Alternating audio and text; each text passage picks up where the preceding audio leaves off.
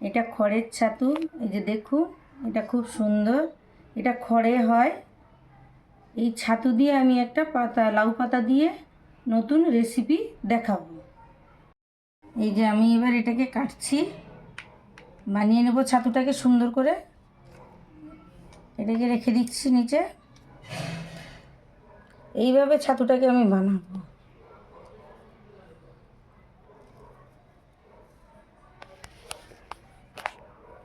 এই ছাতুটা এইভাবে বানিয়ে নিতে হয়।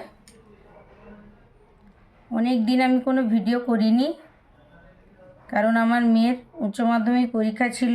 অ্যাকচুয়ালি আমার মেয়েই ভিডিওটা করে দেয়, এই কারণে আমি ছাড়তে পারিনি।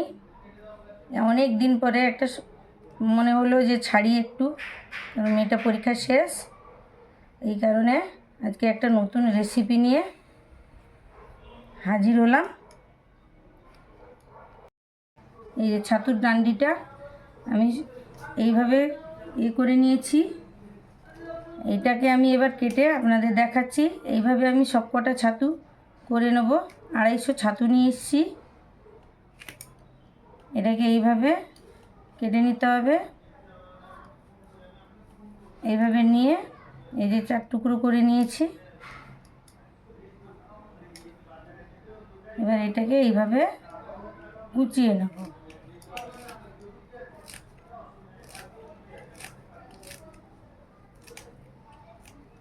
এই যে এইভাবে ছোট ছোট পিস করে নিচ্ছি, দিয়ে এর সাথে দিয়ে দেবো। সবকটা এইভাবে আমি কেটে নেব। আমার সবকটা কাটা শেষ হয়ে গেছে। এবার এটা আমি একটু অন্য প্রসেসে দেখাবো ধোয়াটা। চলুন এবার তাহলে দেখা যাক। ধরনের একটা ছোট্ট কাপড় নিয়েছি সাদা রঙের। এবার এর মধ্যে আমি এইগুলোকে ঢেলে দিচ্ছি। ঢেলে দিয়ে এবার আমি জলে কল চালিয়ে এটাকে ধুতে হবে। মানে এটা ঝুড়ি টুড়িতে ধোয়া যাবে না। এটাকে সুন্দর করে এরকমভাবে ধরে রেখে, এই যে কলটা আমি চালিয়ে দিলাম। এবার এটাকে এইভাবে চটকে চটকে লাল জল বেরোবে, দেখুন জলটা লাল বেরোচ্ছে। এইভাবে আমি চটকে চটকে পুরো এটা এইভাবে ধুয়ে নিই।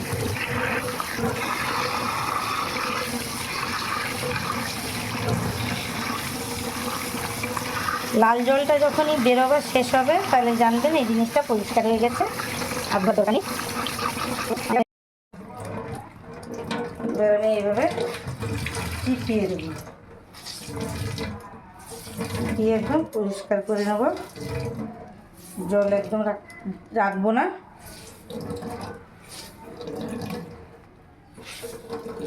250 ছাতু দেখুন এইটুকু হয়েছে জাস্ট।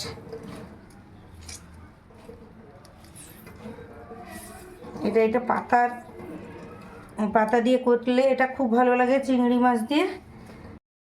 এই যে দেখুন ছাতুটা এইভাবে আমি ধুয়ে নিয়েছি। এবার আমি বাটিতে এটা ঢালবো। এই যে দেখুন কত সুন্দর একদম সাদা হয়ে গেছে। ঢেলে দিলাম। এবার এটাকে আমি ভেঙে নিচ্ছি এইভাবে। 250 ছাতু এতটা হয়েছে। 100 গ্রাম চিংড়ি মাছ এই যে আমি ছোট করে একটু কেটে নিয়েছি। এবার এটা হালকা নেড়ে নিয়েছি। এবার এর মধ্যে আমি দিয়ে দিচ্ছি স্বাদ মতো লঙ্কার গুঁড়ো। আমরা একটু লঙ্কা খাই বেশি, আপনারা আপনাদের পরিমাণ মতো দেবেন। একদম সামান্য হলুদ, এই যে স্বাদ মতো নুন দেবেন।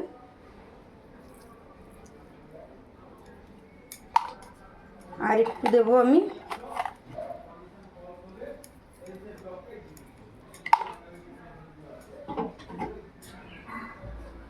এবার সর্ষে বাটা দেব।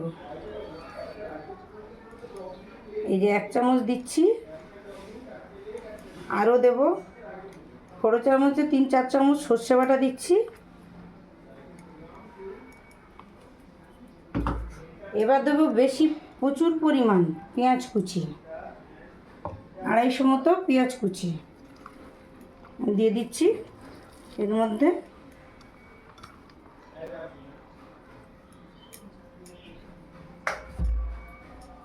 এবার দেব পরিমাণ মতো সর্ষের তেল দেব, অনেকটা সর্ষের তেল লাগবে এতে।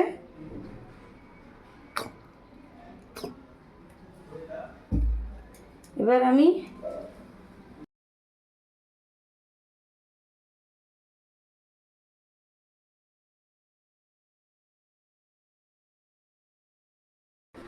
পাতাগুলো আমি 3-4 বার ওয়াশ করে নিয়েছি, ভালো করে জল দিয়ে একদম সুন্দর করে ধুয়ে নিয়েছি। এবার আমি এই পাতাগুলোতে অল্প পরিমাণ নুন দেবো, যাতে লাউ পাতাগুলো আমার জড়ে যায়, হালকা নরম হয়ে যায়, আর দেব না। এবার এটাকে হালকা হাতে এদিক ওদিক করবো যাতে টেস্টটা ভালো হয়। এই উল্টে পাল্টে দেবো এবার এইভাবে। আমি আর বেশি দলা মোচড়া করব না। এবার এটাকে আমি রেখে দিচ্ছি এরকমভাবে। এই যে দেখুন আমার এটা মাখানো শেষ। এবার আমি এটাকে রেখে দিচ্ছি।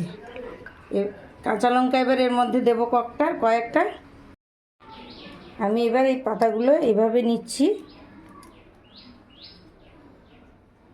একটা ছোট একটা বড় নেব, এইভাবে না, এইভাবে নিচ্ছি।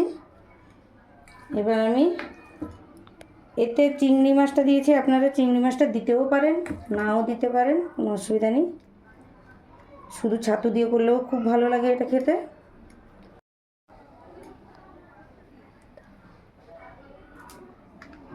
এই যে কাঁচা লঙ্কা আমি হাফ দিচ্ছি, কারণ গুঁড়া লঙ্কাটা অনেকটা দেওয়া আছে। এইভাবে মুড়ে দিচ্ছি।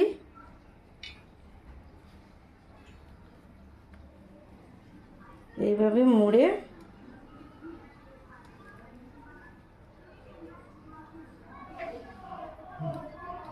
এটা আমি এরকমভাবে রেখে দিচ্ছি।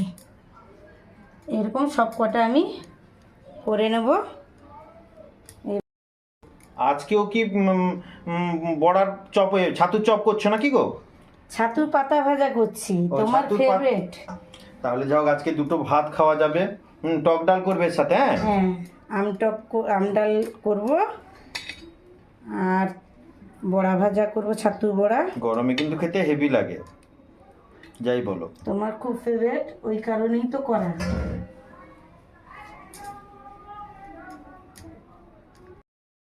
4, 4, 9, 10টা। এই যে 10টা হয়েছে আমার। 250 ছাতু, 100 গ্রাম চিংড়ি মাছ, 250 মতো পেঁয়াজ দিয়েছি, সব মিশিয়ে মাখিয়ে আমার 10টা হয়েছে। বেশি বেশি করে দিয়েছি, অনেকটা করে। এবার আমি চলুন এবার ভাজা প্রসেসটা দেখিয়ে দিই। এই যে চিংড়ি মাছ ভেজেছিলাম, তার মধ্যে আর একটু তেল দিয়েছি। এবার এটাকে পাতাগুলোকে আমি বড়াগুলোকে আস্তে আস্তে করে ছেড়ে দিচ্ছি। গ্যাস কমিয়ে কমিয়ে আমি এটাকে ভাজবো। টোটাল এর মধ্যে 4টে দিচ্ছি। এবার এটাকে আমি আস্তে করে গ্যাস কমিয়ে দিচ্ছি। এবার এটাকে আমি ঢাকা দিয়ে দেবো, আস্তে আস্তে করে কম আঁচে। এই যে দেখুন ঢাকনাটা এবার তুলছি। এই যে পাতা থেকে হালকা হালকা করে জল ছেড়ে দিয়েছে। এইটাকে আমি নেড়ে দিচ্ছি। এই যে দেখেছেন কি সুন্দর কালার আসছে।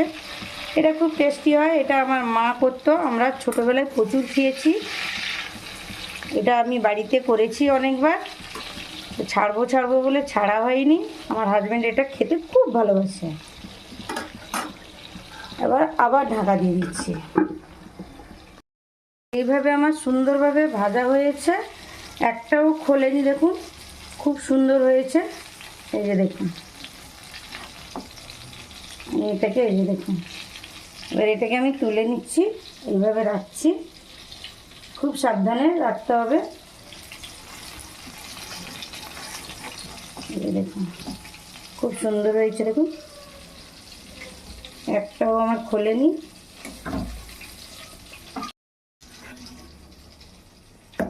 এইভাবে সুন্দর করে আমি সবকটা নামিয়ে নিচ্ছি।